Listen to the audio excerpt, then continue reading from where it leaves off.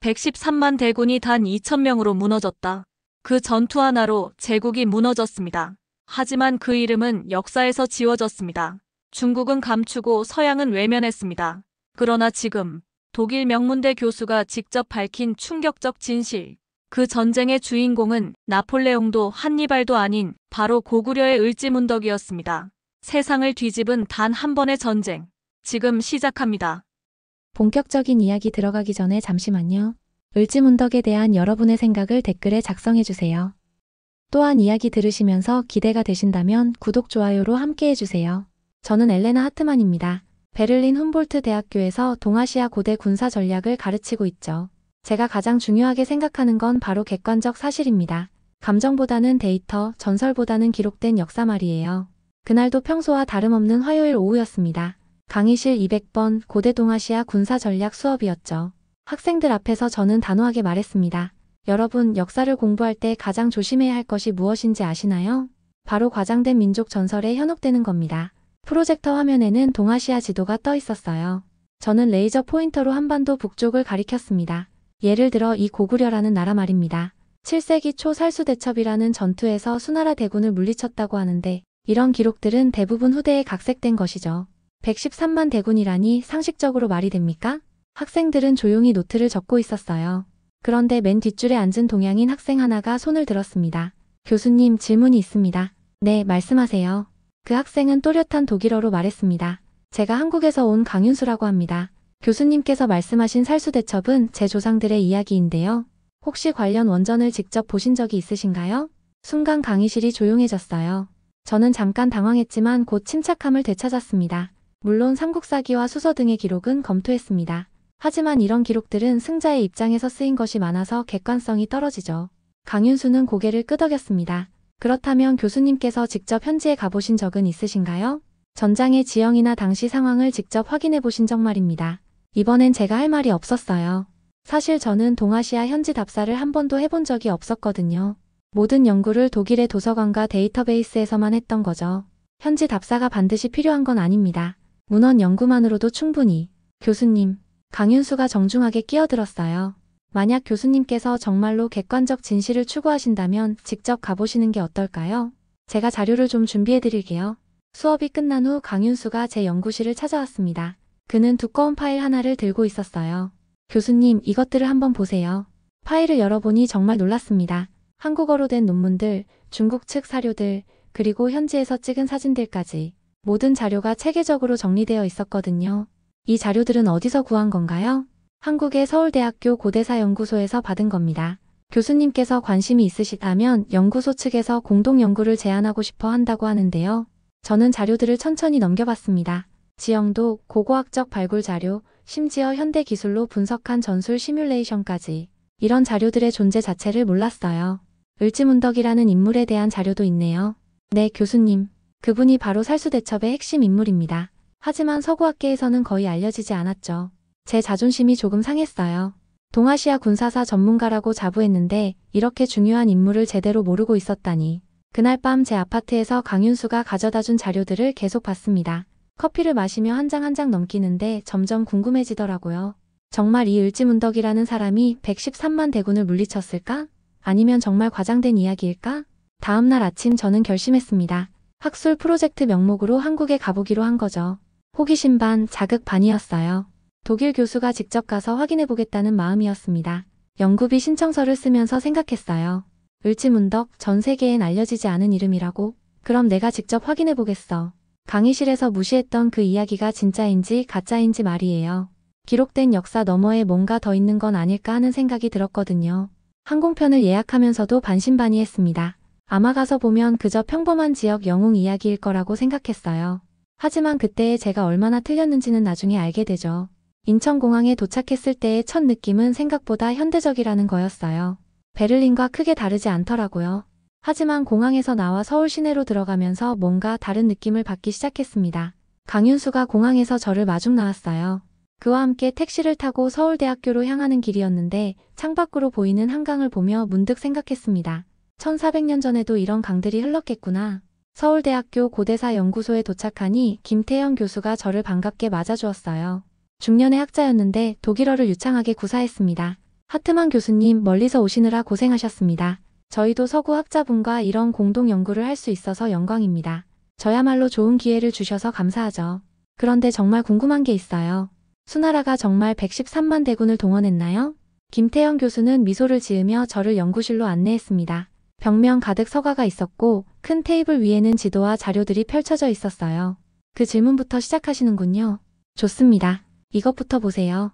그가 꺼낸 건 수서의 복사본이었어요. 한문으로 빼곡히 적혀 있었죠. 수 양제가 612년에 동원한 병력 규모입니다. 여기 보시면 육군이 113만 3,800명, 수군까지 합치면 총 200만이 넘어요. 저는 숫자를 다시 확인했습니다. 이건 정말 광기네요. 당시 중국 전체 인구를 생각해보면 말이 안 되는 규모 아닌가요? 그래서 많은 학자들이 의심했죠. 하지만 다른 기록들을 종합해보면 실제로 그 정도 규모였을 가능성이 높습니다. 김 교수는 또 다른 자료를 펼쳤어요. 당시 수나라의 국력과 인구 통계를 분석한 논문이었습니다. 수나라는 통일 후 30년간 국력을 축적했어요. 인구 4천만에서 5천만 정도였는데 전 국력을 동원하면 불가능한 숫자는 아니었던 거죠. 점심을 먹으면서 김 교수는 당시 동북아 정세에 대해 설명해 주었습니다. 하트만 교수님, 당시 상황을 이해하려면 수나라의 입장을 먼저 봐야 해요. 그들에게 고구려는 단순한 정복 대상이 아니었거든요. 그럼 뭐였죠? 300년 야망의 완성이었어요. 위진남북조 시대부터 중국은 계속 분열되어 있었잖아요. 수나라가 드디어 통일을 이뤘는데 이제 주변 모든 나라를 복속시켜야 진정한 천하통일이라고 생각한 거죠. 김 교수는 지도를 가리키며 계속 설명했습니다. 특히 고구려는 한반도와 만주 일대를 장악하고 있었어요. 지정학적으로 너무 중요한 위치였죠. 여기를 제압하지 못하면 수나라의 동북 경계가 항상 불안할 수밖에 없었던 거예요. 저는 지도를 자세히 보며 납득했습니다. 그러니까 이건 단순한 영토 확장이 아니라 전략적 필수였다는 말씀이네요. 맞습니다. 그래서 수 양제는 모든 걸 걸었던 거죠. 오후에는 고구려의 상황에 대해 들어봤어요. 김 교수가 가져온 자료를 보니 제가 알던 것과 많이 달랐습니다. 고구려가 변방의 소국이 아니었다는 걸 알겠어요. 이 영토 규모를 보니 말이죠. 네, 고구려는 당시 동북아에서 수나라와 맞먹는 강국이었어요. 영토도 넓었고 무엇보다 군사력이 강했죠. 지도에서 고구려의 영역을 확인하니 정말 놀라웠어요. 한반도 북부에서 만주 전체, 심지어 내몽골 일부까지. 이건 제국의 규모였습니다. 그런데 왜 서구학계에서는 이런 사실들이 제대로 알려지지 않았을까요? 김 교수는 잠시 생각하더니 대답했어요. 아마 중국 중심의 사관 때문일 겁니다. 중국사 연구에서는 주변국들을 늘 중국의 속국이나 변방 세력으로 다뤘거든요. 고구려도 그중 하나로 여겨진 거죠. 그날 저녁 호텔로 돌아와서 하루 종일 들은 이야기를 정리해봤습니다. 수나라의 113만 대군, 고구려의 강국 지위, 300년 야망의 충돌. 모든 게 제가 알던 것과 달랐어요. 침대에 누워 천장을 보며 생각했습니다. 설마 이게 진짜일까? 고구려가 수의 300년 야망을 막아낸 단 하나의 국가였다고? 다음날 아침 김 교수가 더 충격적인 이야기를 들려주었어요. 하트만 교수님, 수 양제의 고구려 원정은 한 번이 아니었어요. 총 3번이었죠. 3번이나요? 612년, 613년, 614년. 매번 수십만에서 100만 단위의 군대를 동원했어요. 하지만 모두 실패했죠. 자료를 보니 정말 그랬어요. 수나라가 3년 연속으로 거대한 군대를 보냈는데 모두 고구려에게 막혔던 거예요. 이건 단순한 승부가 아니라 질서의 충돌이었네요. 정확한 표현입니다. 중화질서와 고구려식 질서의 충돌이었죠. 그 순간 저는 깨달았어요. 이 전쟁은 제가 생각했던 것보다 훨씬 큰 의미를 갖고 있었던 거예요.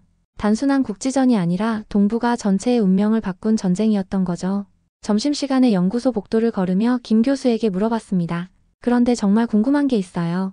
을지문덕은 어떤 사람이었을까요? 그게 바로 핵심이죠. 내일부터 본격적으로 그 이야기를 해보겠습니다. 호텔로 돌아오는 길에 택시 창밖을 보며 생각했어요. 베를린 강의실에서 과장된 민족 전설이라고 했던 제 말이 얼마나 성급했는지 깨닫게 되었거든요. 그날 밤 독일 친구들에게 메일을 보냈습니다. 내가 알던 동아시아사는 빙산의 일각이었어. 여기서 뭔가 큰 발견을 할 것 같아. 정말 그랬어요. 수나라의 힘을 막았다는 이야기가 진짜일지도 모른다는 생각이 들기 시작했거든요. 다음날 김 교수는 저를 평양성 모형 전시관으로 데려갔어요. 서울 시내에 있는 작은 박물관이었는데 고구려 관련 자료들이 체계적으로 정리되어 있었습니다. 하트만 교수님, 오늘은 을지문덕의 전술에 대해 알아보겠습니다. 특히 청야 전술 말이에요. 전시관 한켠에 커다란 디오라마가 있었어요. 고구려의 성과 마을들, 그리고 들판이 정교하게 재현되어 있었죠. 그런데 뭔가 이상했어요. 저기 마을들이 왜 다 불타고 있는 모습인가요? 바로 그게 청야 전술입니다. 적이 오기 전에 스스로 모든 것을 파괴하는 거죠. 김 교수가 버튼을 누르자 디오라마에 조명이 들어왔어요. 농민들이 자신의 집에 불을 지르고 곡식을 태우고 우물을 메우는 모습이 생생하게 재현되어 있었습니다. 저는 그 광경을 보며 충격을 받았어요. 이게 정말 역사적 사실인가요? 사람들이 자기 삶의 터전을 스스로 불태웠다고요? 네, 612년 수나라 1차 침입 때 실제로 일어난 일입니다. 전시관 해설사가 자세히 설명해 주었어요. 수나라 대군이 고구려 국경에 도달했을 때 고구려 백성들은 왕의 명령에 따라 모든 것을 파괴했다고 하더라고요.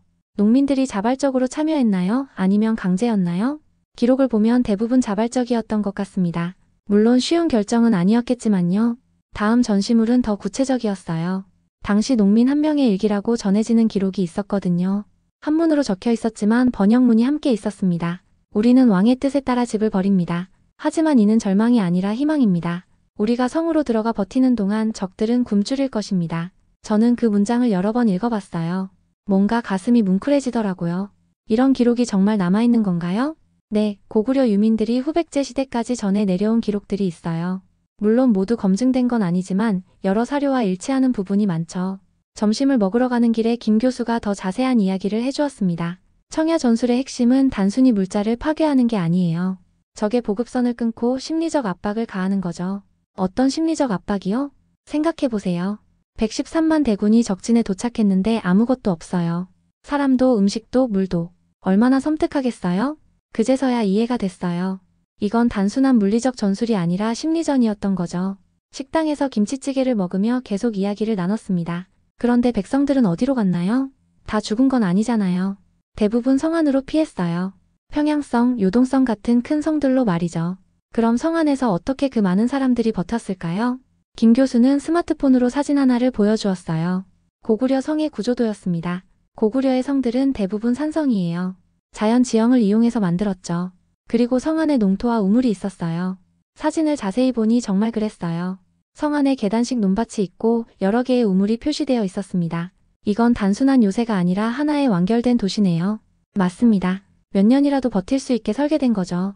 오후에는 실제 청야 전술의 효과에 대한 분석 자료를 봤어요. 수군의 행군 기록을 추적한 연구였는데 정말 놀라웠습니다. 수군이 고구려 땅에 들어온 후 보급에 어려움을 겪었다는 기록이 여기 있네요. 네, 특히 2차, 3차 원정 때는 더 심했어요. 고구려가 청야 전술을 더 체계적으로 실시했거든요. 자료를 보니 수군 병사들의 사기가 계속 떨어졌다는 기록이 있었어요. 적과 싸우기도 전에 굶주림과 질병에 시달렸다는 거죠. 이건 전투가 아니라 지구전이었네요. 정확합니다. 을지문덕은 정면 승부를 피하고 적을 지치게 만드는 전략을 택한 거죠. 그 순간 전시관에서 본 한 문구가 떠올랐어요. 전투는 장군이 하지만 전쟁은 민중이 이겼다. 저는 그 문장을 다시 생각해봤습니다. 정말 그랬어요. 을지문덕 혼자서는 113만 대군을 막을 수 없었을 거예요. 하지만 고구려 백성들이 모두 함께했기 때문에 가능했던 거죠. 저녁 시간에 김 교수와 함께 한강변을 걸었어요. 석양이 강물에 비치는 모습이 아름다웠죠. 김 교수님, 정말 궁금한 게 있어요. 왜 고구려 백성들이 그렇게까지 할 수 있었을까요? 김 교수는 잠시 생각하더니 대답했어요. 아마 그들에게는 고구려가 단순한 국가가 아니었을 거예요. 자신들의 정체성 자체였겠죠. 정체성이요? 네, 고구려 사람으로 산다는 것 자체가 자부심이었을 거예요. 수나라에 굴복하느니 차라리 모든 걸 태워버리겠다는 마음이었던 것 같아요. 그 말을 들으니 뭔가 가슴이 뜨거워졌어요. 저는 독일 사람이지만 만약 누군가 제 조국을 침입한다면 저도 그런 마음이 들 것 같았거든요. 호텔로 돌아와서 하루 종일 본 자료들을 정리했습니다. 청야 전술, 고구려 군민 일체 전략, 자발적인 전쟁 참여. 모든 게 제가 알던 고대 전쟁과 달랐어요. 샤워를 하면서도 계속 생각났어요. 농민들이 자신의 집에 불을 지르는 모습, 우리는 성으로 들어가 버틸 것이다라는 다짐. 이건 단순한 전략이 아니라 믿음이었어요. 그날 밤 일기에 썼습니다. 오늘 나는 전쟁이 아닌 신념을 봤다. 을지문덕은 백성들의 마음을 얻었고 그 마음이 113만 대군보다 강했던 것 같다. 정말 그랬어요. 이건 단순한 군사 전술이 아니라 한민족의 의지였던 거죠. 수나라가 아무리 많은 군대를 보내도 이길 수 없었던 이유를 알 것 같았어요. 침대에 누워 천장을 보며 중얼거렸습니다. 이게 바로 을지문덕의 힘이었구나. 다음날 아침 김 교수는 저를 서울대 중앙도서관으로 데려갔어요. 고서실에는 삼국사기 원본과 여러 사료들이 보관되어 있었습니다. 오늘은 을지문덕이라는 인물 자체에 집중해 보겠습니다. 특히 그가 남긴 시 한 편을 분석해 볼 거예요. 김 교수가 펼쳐 보인 건 삼국사기 고구려 본기였어요. 한문으로 빼곡히 적혀 있었지만 친절하게 번역본도 준비해 주었더라고요. 여기 보세요. 여수장 우중문시라는 시가 있어요. 저는 그 시를 천천히 읽어봤습니다. 시는 장군의 지혜로우심을 듣고 일부러 항복하러 왔습니다. 지금 군사들이 아직 늙지 않았으니 장군께서는 돌아가심이 좋겠습니다. 이게 을지문덕이 쓴 시라고요? 네, 수나라 장군 우중문에게 보낸 시죠. 하지만 이건 단순한 시가 아니에요. 김 교수는 시의 구조를 자세히 분석해 주었어요. 겉으로는 항복하는 척하면서 실제로는 적장을 조롱하고 있는 거예요. 특히 마지막 구절을 보세요. 군사들이 아직 늙지 않았으니 돌아가라. 바로 그거예요. 이건 우리는 아직 젊고 강하니까 계속 싸울 준비가 되어 있다는 뜻이거든요. 저는 다시 한번 시를 읽어봤어요. 정말 교묘했습니다. 항복한다고 하면서 실제로는 위협하고 있었던 거죠. 이 시는 심리전의 걸작이네요. 적장을 완전히 농락한 거잖아요. 맞습니다. 을지문덕의 진짜 무기는 칼이 아니라 지혜였어요. 점심시간에 김 교수는 더 놀라운 이야기를 들려주었습니다. 하트만 교수님, 을지문덕이 이 시를 언제 지었는지 아세요? 언제요? 적진에 직접 들어가서요. 저는 젓가락을 놓고 김 교수를 바라봤어요. 뭐라고요? 적진에 들어가서? 네, 항복하는 척하면서 수나라 진영에 들어갔어요. 그리고 우중문을 직접 만나서 이 시를 지어 바쳤죠. 이건 정말 믿기 어려운 이야기였어요. 적장이 적진 한복판에 들어간다는 게 말이 되나요? 그게 정말 가능한 일인가요? 당시 기록을 보면 분명히 나와 있어요. 을지문덕이 소수의 부하만 데리고 수나라 진영에 나타났다고 하거든요. 오후에 관련 자료들을 더 자세히 봤습니다. 중국 측 기록인 수서에도 비슷한 내용이 나와 있었어요. 중국 기록에서도 을지문덕이 항복을 가장해서 왔다고 되어 있네요. 네, 그런데 여기서 중요한 건 우중문이 반응이에요. 김 교수가 가리킨 부분을 보니 정말 흥미로웠습니다. 우중문이 을지문덕을 의심했지만 결국 놓아주었다는 기록이 있었어요. 왜 놓아주었을까요?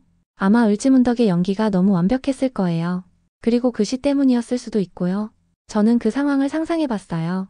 을지문덕이 적진 한복판에서 여유롭게 시를 짓는 모습. 정말 담대한 사람이었을 거예요. 이건 단순한 용기가 아니라 계산된 전략이었네요. 맞습니다. 을지문덕은 적을 직접 관찰하고 동시에 심리적 압박을 가한 거죠. 저녁에 김 교수와 함께 인사동을 걸으며 이야기를 계속했습니다. 김 교수님, 을지문덕은 정말 어떤 사람이었을까요? 이런 일을 할 수 있는 사람이라니. 기록을 종합해보면 몇 가지 특징이 있어요. 첫째는 냉철한 판단력, 둘째는 뛰어난 심리파악 능력, 셋째는 무모할 정도의 담대함이죠. 인사동 찻집에서 차를 마시며 더 자세한 분석을 들어봤어요. 을지문덕의 전략을 보면 항상 상대방의 심리를 먼저 파악해요. 우중문이 어떤 성격인지, 수나라 군대의 사기는 어떤지 모든 걸 계산한 거죠. 그럼 그 시도 즉석에서 지은 게 아니라 미리 준비한 건가요? 아마 기본 틀은 있었을 거예요. 하지만 상황에 맞게 즉석에서 완성했을 가능성이 높죠. 저는 다시 한번 그 시를 떠올려 봤어요. 항복한다면서 실제로는 경고하고 겸손한 척하면서 실제로는 자신감을 드러내는 정말 교묘한 심리전이었어요. 이 시 한 편이 전쟁의 판도를 바꾼 건가요? 직접적인 영향은 아니지만 수나라 진영에 큰 혼란을 줬을 거예요. 적장이 직접 나타나서 이런 시를 지었다니 얼마나 당황스러웠을까요? 호텔로 돌아와서 그날 배운 내용을 정리했습니다. 여수장 우중문시, 적진 잠입, 심리전. 모든 게 을지문덕이라는 인물의 비범함을 보여주고 있었어요. 노트북으로 독일의 동료들에게 메일을 보냈습니다. 여수장 우중문시는 아시아 최고의 전략 심리문학이다. 이런 작품을 왜 우리가 몰랐을까? 정말 그랬어요. 이 시 하나만으로도 을지문덕은 충분히 세계사에 기록될 만한 인물이었거든요. 침대에 누워서도 계속 생각했어요. 적진으로 걸어 들어간 장군이라니. 이건 신화가 아니라 실제 역사였어요. 그날 밤 꿈에서도 을지문덕을 봤습니다. 수나라 진영 한복판에서 여유롭게 시를 짓는 모습. 정말 멋있었어요. 아침에 일어나서 생각해보니 제 마음이 많이 바뀌어 있었어요. 베를린에서 출발할 때의 회의적인 마음은 온데간데없고 이제는 을지문덕이라는 인물에 완전히 매료되어 있었거든요. 내가 몰랐던 세계가 여기에 있었구나. 정말 그랬어요. 을지문덕의 지혜와 용기는 제가 지금까지 알던 어떤 역사적 인물보다도 인상적이었어요. 다섯째 날 김 교수는 저에게 특별한 제안을 했어요.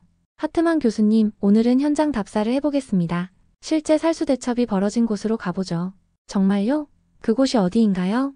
현재의 청천강 일대예요. 북한 지역이라 직접 갈 수는 없지만 남한 쪽에서 지형을 분석해 볼 수 있어요. 우리는 서울에서 차를 타고 북쪽으로 향했습니다. 파주 임진각까지 가서 청천강과 비슷한 지형을 관찰하기로 했어요. 차 안에서 김 교수가 살수대첩의 전개 과정을 설명해 주었습니다. 612년 을지문덕은 수나라 별동대를 살수까지 유인했어요. 그리고 그들이 강을 건너는 순간을 기다렸죠. 왜 강을 건널 때를 노렸을까요? 가장 취약한 순간이거든요. 군대가 강을 건널 때는 대형이 흩어지고 지휘체계도 무너져요. 임진각에 도착해서 임진강을 내려다보니 이해가 됐어요. 강 한복판에서는 앞뒤로 움직이기도 어렵고 좌우로 도망갈 곳도 없었거든요. 을지문덕은 이런 지형의 특성을 완벽하게 이용했구나. 김 교수가 가져온 드론을 띄워서 강 주변을 촬영했어요. 위에서 보니 더 확실해졌습니다. 보세요. 강 양쪽에 높은 언덕들이 있어요. 여기서 매복하면 강을 건너는 적을 한눈에 볼 수 있죠. 드론으로 찍은 영상을 태블릿으로 보면서 분석했어요. 정말 완벽한 매복 지점이었습니다. 수군들이 강을 반쯤 건넜을 때 공격하면 앞으로도 뒤로도 갈 수 없겠네요. 바로 그거예요. 을지문덕은 이 지점을 미리 계산했던 거죠. 점심을 먹으면서 더 구체적인 전투 상황을 들어봤어요. 당시 수나라 별동대가 몇 명 정도였나요? 약 30만 명 정도로 추정돼요. 고구려 깊숙이 침입한 정예부대였죠. 30만이면 엄청난 규모네요. 을지문덕은 몇 명으로 상대한 건가요? 김 교수는 자료를 찾아보더니 대답했어요. 정확한 숫자는 알 수 없지만 아마 5만에서 10만 정도였을 거예요. 수적으로는 압도적으로 불리했죠. 오후에는 위성 데이터를 활용한 지형 분석을 해봤어요. 김 교수가 준비해온 최신 프로그램으로 1400년 전 지형을 복원해 본 거죠. 와, 이거 정말 신기하네요. 옛날 지형을 이렇게 볼 수 있다니. 화면에 나타난 청천강 일대의 모습은 정말 인상적이었어요. 강이 굽이굽이 흐르고 양쪽에 험준한 산들이 둘러싸고 있었거든요. 여기 보세요. 수군이 진격해온 경로예요. 빨간 선으로 표시된 수군의 행군로를 따라가 보니 정말 함정 같았어요. 갈수록 좁아지는 지형이었거든요. 을지문덕은 수군을 이 좁은 길로 유인한 거네요. 맞습니다. 그리고 여기서 결정타를 날린 거죠. 파란 화살표로 표시된 고구려군의 공격 방향을 보니 완벽한 포위망이었어요. 이건 전투가 아니라 설계네요. 을지문덕이 모든 걸 계산해 놓고 기다린 거잖아요.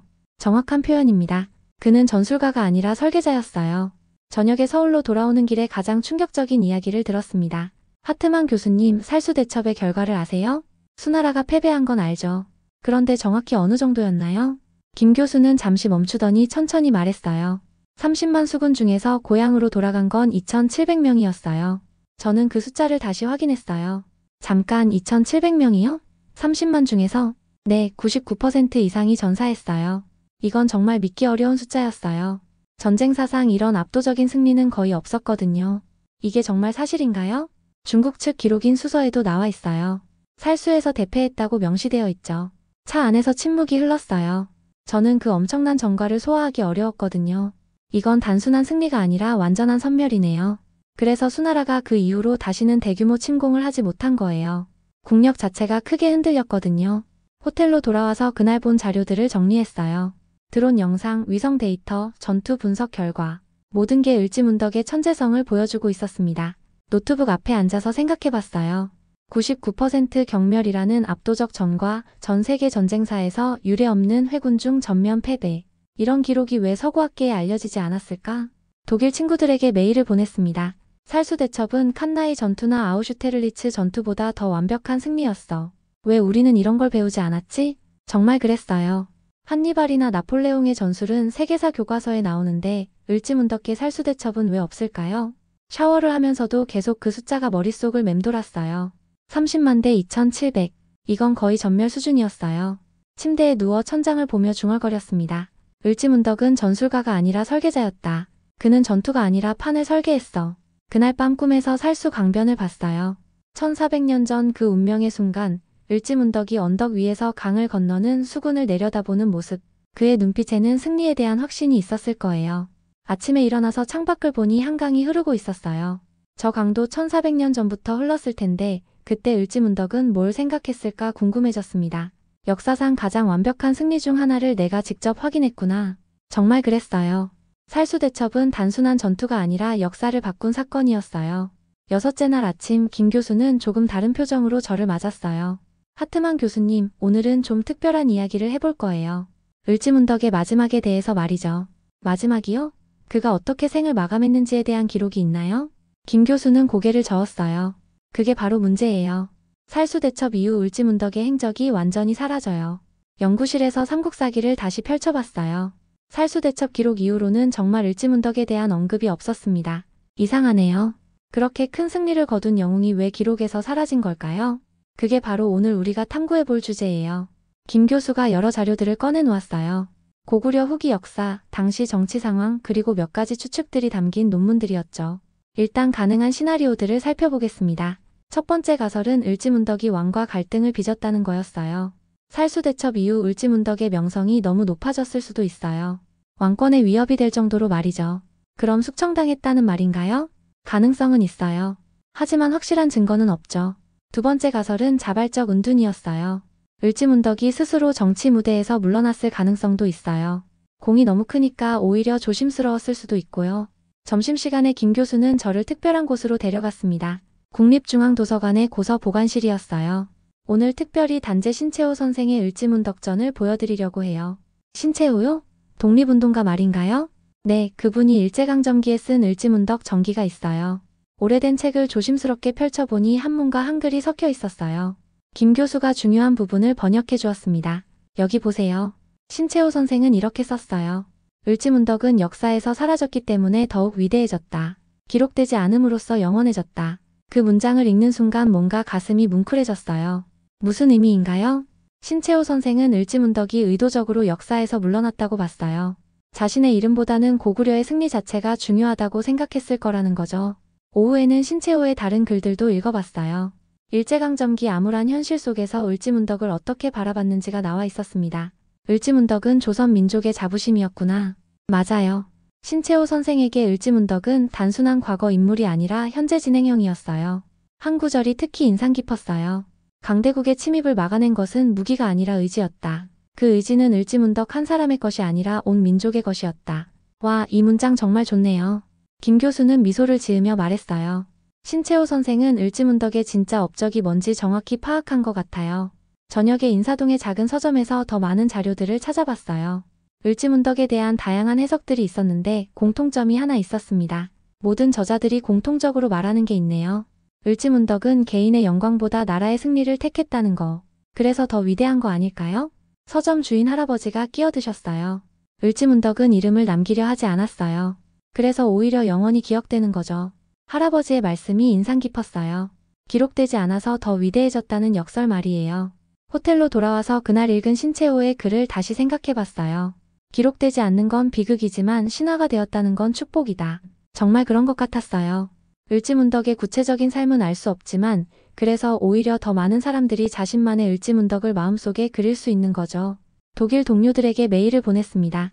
역사 공백을 통해 국민이 주체적으로 영웅을 만들어낸 사례를 발견했어. 이건 정말 흥미로운 현상이야. 샤워를 하면서 생각해봤어요. 서구에서는 영웅들의 삶이 자세히 기록되어 있어요. 알렉산더 대왕, 율리우스 카이사르, 나폴레옹. 모든 게 남아있죠. 하지만 을지문덕은 달랐어요. 그의 위대한 순간만 남기고 개인적인 삶은 역사 속으로 사라져버렸거든요. 침대에 누워 천장을 보며 중얼거렸습니다. 그는 역사서가 아닌 사람들 속에 살아있구나. 정말 그랬어요. 을지문덕은 기록 속의 인물이 아니라 정신 속의 인물이 되었던 거예요. 그날 밤 꿈에서 신채호 선생을 봤어요. 일제강점기 어두운 감옥에서 을지문덕의 이야기를 쓰고 계시더라고요. 그분의 눈빛에는 희망이 있었어요. 아침에 일어나서 창밖을 보니 해가 떠오르고 있었어요. 1400년 전에도 이런 해가 을지문덕을 비췄을 텐데 그는 무슨 생각을 했을까요?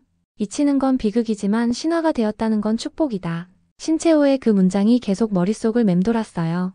을지문덕은 정말 축복받은 영웅이었던 것 같아요. 일곱째 날, 김 교수는 저에게 특별한 약속이 있다고 했어요. 오늘은 한국 국방부 관계자와 만나기로 했습니다. 현재 한국군에서 을지문덕이 어떤 의미인지 들어보시죠. 용산구 국방부 청사에 도착하니 박중령이라는 분이 저희를 맞아주었어요. 50대 정도의 군인이었는데 독일어를 조금 할 수 있다고 하더라고요. 하트만 교수님, 독일에서 오신 걸 환영합니다. 을지문덕에 대해 연구하신다니 정말 의미 있는 일이네요. 회의실에 앉아서 박중령이 여러 자료들을 보여주었어요. 그런데 정말 놀라운 게 있었습니다. 이게 을지무공 훈장이에요.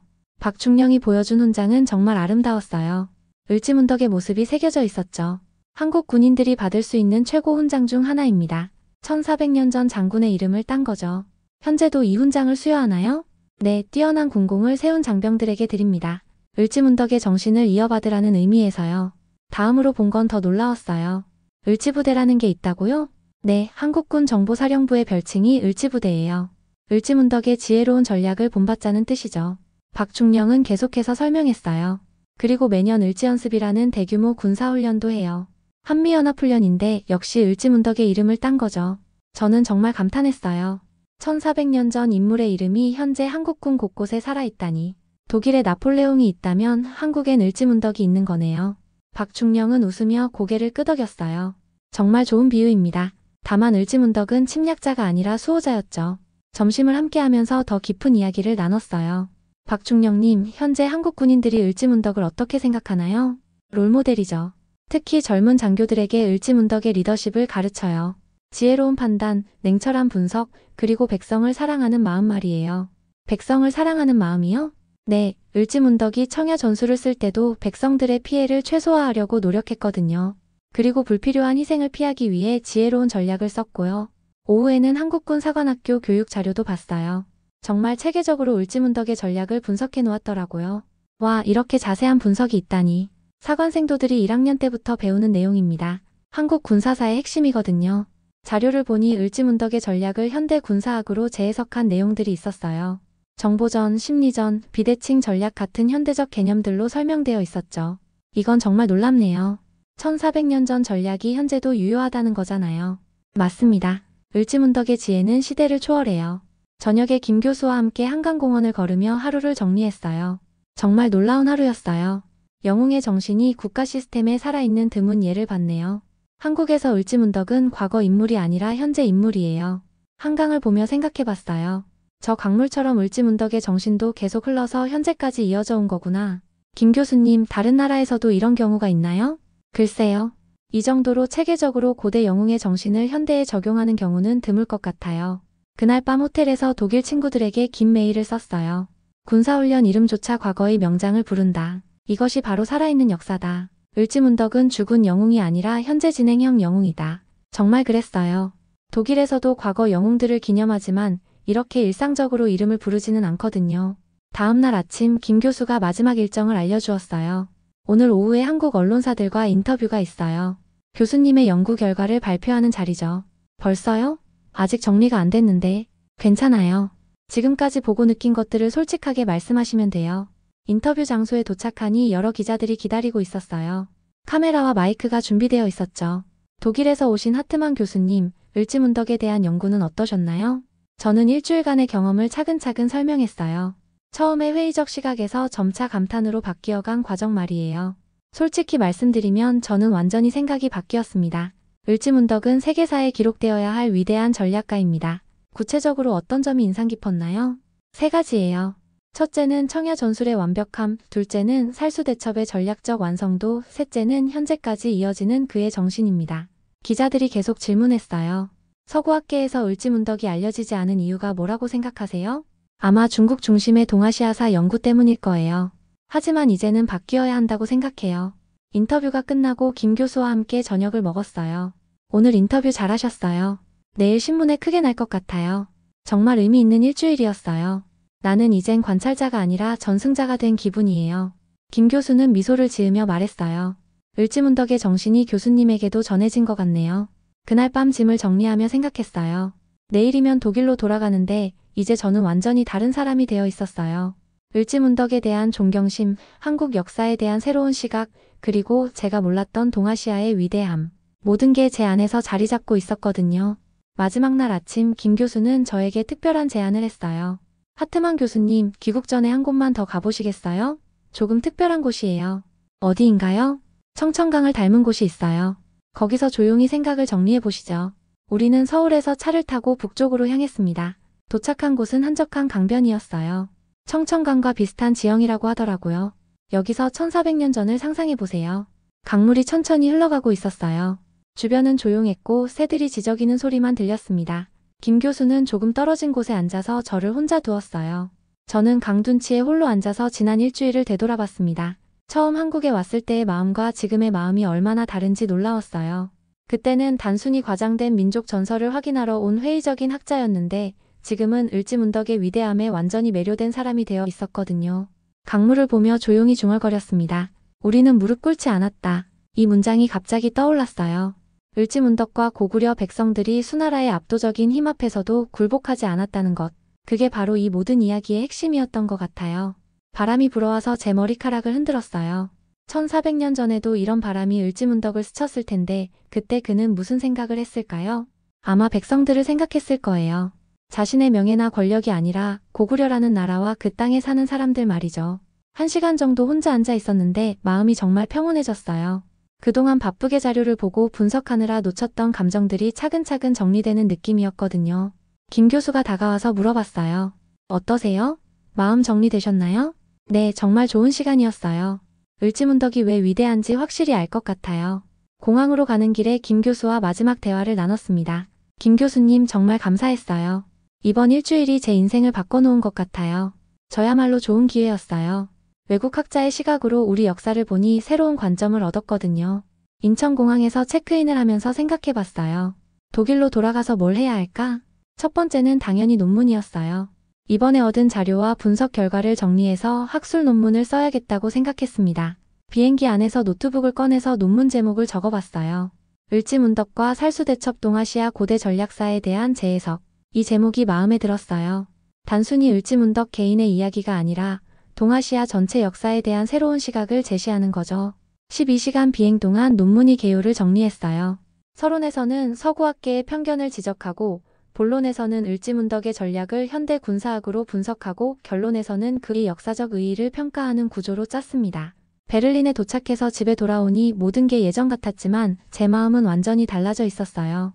다음 날부터 본격적으로 논문 작성에 들어갔습니다. 한국에서 가져온 자료들을 정리하고 추가 연구를 위해 독일 도서관의 중국사 자료들도 찾아봤어요. 3개월 후 논문이 완성되었어요. 동료 교수들에게 먼저 보여줬는데 반응이 정말 좋았습니다. 엘레나, 이 논문 정말 흥미롭네. 을지문덕이라는 인물을 처음 알았어. 정말? 나도 한국 가기 전까지는 몰랐어. 이런 위대한 전략가가 서구에 알려지지 않았다는 게 믿기지 않아. 논문을 유럽동아시아사 저널에 투고했는데 심사위원들의 평가가 매우 높았어요. 특히 기존 중국 중심의 동아시아사 연구에 새로운 관점을 제시했다는 평가를 받았죠. 논문이 게재된 후 학계의 반응이 뜨거웠어요. 여러 대학에서 특강 요청이 들어왔고 국제학회에서도 발표 기회를 주었습니다. 6개월 후 훔볼트 대학교에서 아시아사 컨퍼런스가 열렸어요. 저는 메인 스피커로 초청받아서 을지문덕에 대한 발표를 했습니다. 강의실에는 많은 학자들이 모였어요. 그 중에 강윤수도 있었죠. 처음 제게 을지문덕을 소개해준 그 학생 말이에요. 안녕하세요, 교수님. 정말 대단한 변화네요. 강윤수는 웃으며 말했어요. 강윤수 씨 덕분이에요. 당신이 그때 자극하지 않았다면 이런 발견은 없었을 거예요. 발표가 시작되었어요. 저는 프로젝터 화면에 을지문덕의 초상을 띄우며 말했습니다. 여러분, 오늘 소개할 인물은 7세기 동아시아의 가장 위대한 전략가입니다. 하지만 서구학계에서는 거의 알려지지 않았죠. 청중들이 집중해서 들었어요. 청야전술, 살수대첩, 여수장 우중문시. 모든 걸 차근차근 설명했습니다. 을지문덕의 전략은 단순한 군사 전술이 아니었습니다. 그것은 약자가 강자를 이기는 지혜였고 한민족의 의지였습니다. 발표가 끝나고 질문 시간이 있었어요. 하트만 교수님, 을지문덕을 현대적으로 어떻게 평가하시나요? 칸나이 한니발, 아우스터리츠의 나폴레온과 동급이라고 생각해요. 아니, 어떤 면에서는 더 뛰어날 수도 있죠. 또 다른 질문이 이어졌어요. 앞으로 연구 계획은 어떻게 되시나요? 을지문덕뿐만 아니라 동아시아의 다른 영웅들도 연구해 볼 생각이에요. 서구 중심의 세계사를 균형 잡힌 시각으로 바꾸는 게 목표죠. 발표회가 끝난 후 많은 동료들이 관심을 보였어요. 몇몇 대학에서는 공동 연구를 제안하기도 했고요. 그날 밤 집에 돌아와서 창밖을 봤어요. 베를린의 밤하늘에 별들이 반짝이고 있었습니다. 1년 전까지만 해도 을지문덕이라는 이름조차 몰랐던 제가, 이제는 그를 연구하는 학자가 되어 있었어요. 마지막 내레이션을 일기에 적었습니다. 강대국은 기록되지만 고구려는 기억된다. 을지문덕은 역사책이 아닌 사람들의 마음속에 살아있다. 그것이 바로 진정한 불멸이다. 정말 그랬어요. 수나라는 역사책에 기록되어 있지만 을지문덕은 사람들의 정신 속에 살아 숨쉬고 있었거든요. 그날 밤 꿈에서 다시 살수 강변을 봤어요. 하지만 이번에는 1400년 전 풍경이 아니라 현재의 모습이었습니다. 강물은 여전히 흐르고 있었고 을지문덕의 정신도 계속 흘러가고 있었어요. 아침에 일어나서 새로운 다짐을 했습니다. 앞으로 평생에 걸쳐 동아시아에 숨겨진 영웅들을 세상에 알리는 일을 하겠다고 말이에요. 을지문덕으로 시작된 여정이 이제 막 시작된 거였어요. 여기까지 시청해주셔서 정말 감사합니다. 당신의 댓글 하나가 다음 감동을 만듭니다. 구독, 좋아요 잊지 마세요.